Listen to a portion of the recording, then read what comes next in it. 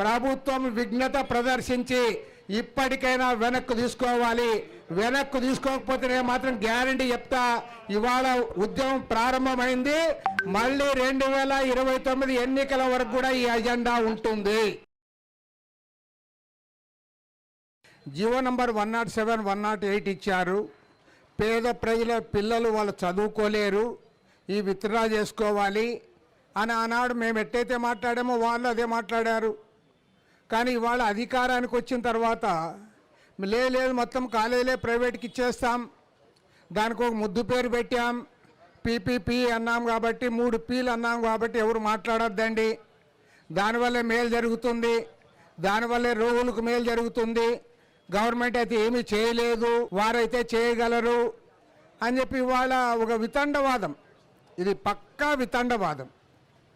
పైగా నాకు ఆశ్చర్యం ఏమంటే అసలు డబ్బులు లేవు గవర్నమెంట్తో, గవర్నమెంట్ ఈ మెడికల్ కాలేజీలన్నీ కూడా ఇవి కట్టాలి చేయాలి అదంతా అంటే చాలా టైం తీసుకుంటుంది కాబట్టే వాళ్ళకి ఇస్తున్నామని చెప్తున్నావు. నేను ఒకటే అడుగుతా ఉన్నా, మీరు అధికారం వచ్చిన 18 మాసాల కాలంలో ప్రతి మంగళవారం నాడు అప్పులు తెస్తూ ఉన్నావు, ఏ ఒక్క వారం నువ్వు వదిలిపెట్టడంలా, ప్రతి నెల అప్పులు చేస్తూ ఉన్నావు.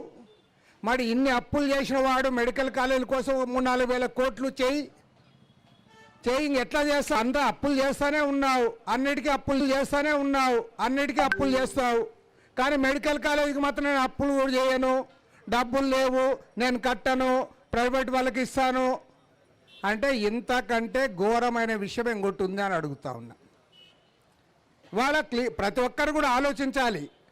ఎందుకంటే చాలా చోట్ల ప్రైవేట్ మెడికల్ కాలేజీలు వచ్చినాయి, మన రాష్ట్రంలో కూడా వచ్చాయి, అదేం పెద్ద మనము వ్యతిరేకించినా వచ్చాయి. కానీ ఈ రకంగా ఎక్కడా రాలే. ఎందుకంటే గవర్నమెంటే ల్యాండ్ ఇస్తుంది, గవర్నమెంటే సగం బిల్డింగ్లు కట్టింది, గవర్నమెంటే 2 ఏళ్ళేమో జీతం ఇస్తారట, 2 ఏళ్ల పాటు వాళ్ళే జీతాలు కూడా గవర్నమెంటే ఇస్తారట, పర్మిషన్లు గవర్నమెంటే తెస్తుంది. నీవే పర్మిషన్లు తెస్తువి, నీవే ల్యాండ్ ఇచ్చావు, నీవే ఉద్యోగాలు ఇస్తా ఉన్నావు, నీవే జీతాలు ఇస్తా ఉన్నావు. ఇప్పుడు ఏమంటావు? మేము నడప మాకు చేత కాదు, వాళ్ళైతే బాగా నడుపుతారు అంటావు. ఏమి కాలేజీలన్నీ కూడా వాళ్ళ చేతుల్లో పెడితే వాళ్ళే నడుపుకుంటారు. కమెంట్స్ ఒకటే చెప్పదలుచుకున్నాను, ఏ రాష్ట్రంలో లేనట్లుగా ఇవాళ ఆంధ్ర రాష్ట్రంలో టోటల్ ప్రైవేటైజేషన్ కార్యక్రమం జరుగుతూ ఉంది. మీరు ఒక్కసారి ఆలోచించండి, భారతదేశంలో ఏ రాష్ట్రంలో లేదు. ప్రైమరీ ఎడ్యుకేషన్ 70% ఇవాళ ప్రైవేట్ వాళ్ళ చేతుల్లో ఉంది ఆంధ్ర రాష్ట్రంలో. ఇంటర్మీడియట్ ఎడ్యుకేషన్ 80% చైతన్య, నారాయణ, నలంద, భాష్యం అంతా వాళ్ళ చేతుల్లో ఉంది, గవర్నమెంట్ చేతుల్లో లేదు. ఇంజనీరింగ్ కాలేజీలు ప్రైవేటే, వాళ్ళకి డబ్బులు ఇచ్చేదేమో గవర్నమెంటు. ఇప్పుడు మెడికల్ కాలేజీలు కూడా వాళ్ళ చేతుల్లోనే పెడతావు. అంటే మొత్తం విద్యారంగాన్ని, వైద్య రంగాన్ని అంతా కూడా ప్రైవేట్కి అప్పచెప్పి మరి చంద్రబాబు నాయుడు గారు ఏం పరిపాలన చేస్తారో నాకైతే అర్థమే కావడంలే. చంద్రబాబు నాయుడు గారి గురించి వాళ్ళు పొగిడే వాళ్ళంతా ఒకటే పొగడ్తలు. ఆయన చాలా సీనియరు, మేమేం కాదనంలే, బ్రహ్మాండమైన పరిపాలన దక్షుడు. మరి ఎవరిని పరిపాలన చేస్తావు నువ్వు? మొత్తం విద్యారంగాన్ని, వైద్య రంగాన్ని వాళ్ళకి అప్పచెప్పి, విశాఖ ఉక్కు ఫ్యాక్టరీ కూడా ప్రైవేట్కి అప్పచెప్పి, అన్నీ ప్రైవేట్ వాళ్ళకి ఇచ్చి పైగా వాళ్ళే బాగా చేస్తారంటే అసలు మీరెందుకు గవర్నమెంట్ అని నేను అడుగుతా ఉన్నా. ఆ గవర్నమెంట్ కూడా ప్రైవేట్ వానికి ఇవ్వండి, వాడు నీకంటే బాగా నడుపుతాడు. గవర్నమెంట్ కూడా ఇచ్చేసాయి, నువ్వు అంత ప్రైవేట్ పని నీకు అంత మోజు ఉంది. పైగా మనకు మంత్రులు ఉన్నారు, మన నారా లోకేష్, సత్యకుమార్. వాళ్ళైతే వాళ్ళు ఏం చెప్తున్నారంటే మనం నడపలేము, ప్రైవేట్ వాళ్ళైతే బాగా నడుపుతారు. నేను వాళ్ళిద్దరు కూడా చెప్తా ఉన్నా, మీరు ఎక్కడో పోనక్కర్లే, నీ నియోజకవర్గంలోనే ఉంది. మంగళగిరిలో ఎయిమ్స్ ఎట్లా నడుస్తూ ఉంది? బ్రహ్మాండంగా నడుస్తూ ఉంది. మరి ఎయిమ్స్ ప్రైవేట్ వాళ్ళు నడుపుతా ఉన్నారా, గవర్నమెంట్ నడుపుతా? గవర్నమెంటే నడుపుతుంది కదా ఎయిమ్స్. కాబట్టి ఒకటే ఎక్కువ, ఎందుకంటే చాలామంది ఉపన్యాసకులు ఉన్నారు. నేను ఏదో విమర్శించాలని విమర్శించడం లేదు, ప్రభుత్వానికి 2 చెప్తా ఉన్నా. వాళ్ళు ఏమంటే మేము పెన్షన్ ఇస్తున్నాం కదా, ఉచిత బస్సు ఇచ్చాం కదా, లేదా అవి ఇవి అని అవి చెప్పుకుంటా తిరుగుతా అన్నారు. అవి చేస్తా అన్నారు, మేమేం కాదనలా, మీరు చెప్పారు చేస్తా అన్నారు. కానీ ఈ ప్రభుత్వానికి రెండు చెడ్డ అవలక్షణాలు వచ్చినాయి. ఆ రెండు చెడ్డ అవలక్షణాలు ఏమంటే, ఒకటి ప్రైవేటేషన్ భూతం పట్టింది నీకు. అన్ని ప్రైవేట్కి అప్పచెప్తా, ప్రతిదీ ప్రైవేట్కి ఇస్తాం, వాళ్ళే మగోళ్ళు, వాళ్ళే బ్రహ్మాండంగా నడుపుతారు, వాళ్ళే బాగా ఇది చేస్తారని చెప్తా ఉన్నావు. రెండోది ఏమంటే, ఈ ప్రభుత్వానికి ఆ పార్టీకి అసహనం పెరిగిపోయింది. ఎంత అసహనం అంటే ఎవరైనా ఏమన్నా ఒక మాట్లాడితే కూడా సాధించే పరిస్థితుల్లో లేరు.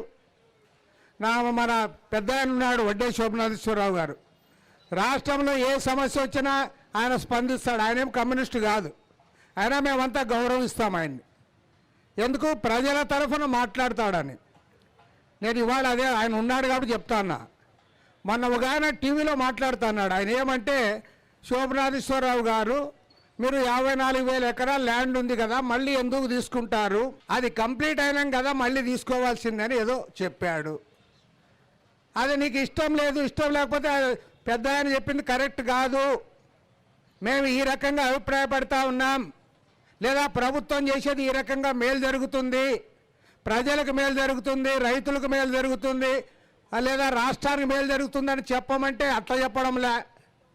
ఎంత రెక్లెస్గా మాట్లాడుతున్నారు టీవీలో అంటే, అబ్బా నిజంగా నాకు అసలు టీవీలో చూడబోదు. ఏమంటాడంటే, ఈ తెలుగుదేశం పార్టీలోనే పదవులు అనుభవించాడు ఆయన ఇప్పుడు ప్రధానికి మాట్లాడతాడు, ఆయన ఎందుకు మాట్లాడాలా, ఒకవేళ ఆయన మాట్లాడాలనుకుంటే ఆయన మళ్ళీ ఎంపీగా గెలిచి మాట్లాడాలంట.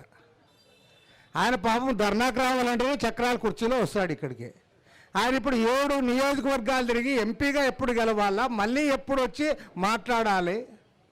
ఏమన్నా అర్థం ఉందా? మీరు నచ్చకపోతే నచ్చదు, మా అభిప్రాయం ఇదని మీరు చెప్పాలి. కానీ ఎవరు మాట్లాడినా ఆయన కాదు, ఆయన ఏమన్నా మాట్లాడచ్చు. ఆయన నిజమే, ఆ టీవీలో మాట్లాడే ఆయన పాపం కనీసం వార్డు మెంబర్ కూడా కాదు, ఆయన వార్డు మెంబర్ కూడా కాదు.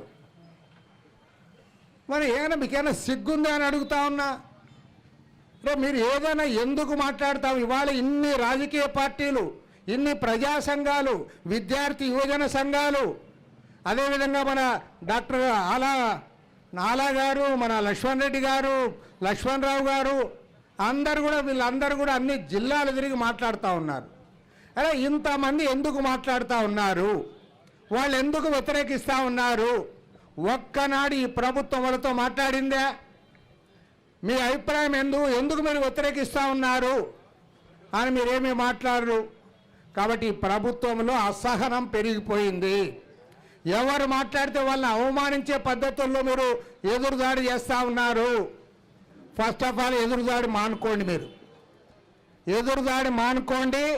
ప్రతిపక్షాలు ఎందుకు చెప్తా ఉన్నాయో, ఏం చెప్తా ఉన్నాయో దానిపైన విచారణ చేయండి. నేను గ్యారంటీ ఒకటి మాత్రం చెప్తా, చంద్రబాబు నాయుడు గారు చాలా గర్వంగా చెప్పుకుంటా ఉన్నారు.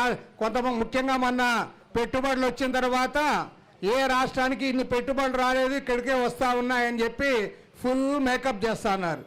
మంచిదే, బూస్టప్ చేస్తా ఉన్నారు. కానీ నేను ఒకటే చెప్తా ఉన్నా, నువ్వు ఎన్ని పెట్టుబడులు వచ్చినా ఏమొచ్చినా మొత్తం ప్రజా ఆస్తులన్నీ కూడా ప్రైవేట్కి అప్పచెప్పిన తర్వాత, విద్యా వైద్య రంగాన్నంతా కూడా ప్రైవేట్కి అప్పచెప్పిన తర్వాత నీ పరిపాలన ఫలితం ఏమిటో చెప్పమని నేను అడుగుతా ఉన్నా. ప్రజలకు ఏం మేలు జరుగుతుందో చెప్పమని అడుగుతా ఉన్నా. నేను ఛాలెంజ్ చేస్తా ఉన్నా, భారతదేశంలో ఏ రాష్ట్రంలోనైనా, ఈవెన్ బీజేపీ అధికారంలో ఉండే రాష్ట్రంలోనైనా, అరే నువ్వు పర్మిషన్ నీవే తెస్తావు, అన్ని నీవే తెచ్చిపెట్టి వాళ్ళకి అప్పచెప్తా ఉంటే దాన్ని అంగీకరించాము, పూర్తిగా వ్యతిరేకిస్తా ఉన్నాము. ఖచ్చితంగా ప్రజా ఉద్యమంగా అందరూ కూడా దీన్ని వ్యతిరేకించాలి. ప్రభుత్వం విఘ్నత ప్రదర్శించి ఇప్పటికైనా వెనక్కు తీసుకోవాలి. వెనక్కు తీసుకోకపోతే నేను మాత్రం గ్యారంటీ చెప్తా, ఇవాళ ఉద్యమం ప్రారంభమైంది, మళ్ళీ 2029 ఎన్నికల వరకు కూడా ఈ అజెండా ఉంటుంది. ప్రతి ఎన్నికల్లో కూడా ఈ అజెండా ముందుకొస్తుంది. ప్రభుత్వం విఘ్నత ప్రదర్శించి ఉపసంహరించుకోవాలని డిమాండ్ చేస్తూ ఇవాళ ఈ ఉద్యమ నిర్వాహకులందరూ కూడా మనస్ఫూర్తిగా అభినందిస్తూ సెలవు తీసుకుంటున్నారు.